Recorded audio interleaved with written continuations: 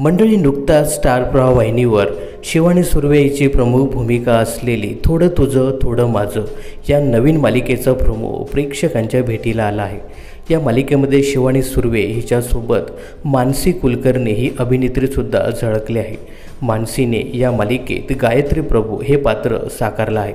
मानसीच्या एकंदरीत या व्यक्तिरेखेवरनं हे निगेटिव्ह पात्र आहे असं दिसतंय। तर स्टार प्रवाहाच्या थोडं तुझं थोडं माझं या नवीन मालिकेतील गायत्री प्रभू म्हणजेच मानसी कुलकर्णी हिच्याबद्दल या व्हिडिओमध्ये जाणून घेऊया।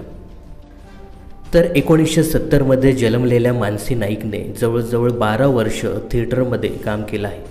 यासोबतच 1760 सासूबाई आणि शेजारी शेजारी पक्के वैरी या मालिकेत तिने महत्त्वपूर्ण भूमिका साकारल्यात। यासोबतच जय भवानी जय शिवाजी या छत्रपती शिवरायांच्या मालिकेमध्ये तिने बर्डी बेगम हे पात्रसुद्धा रंगवलं आहे।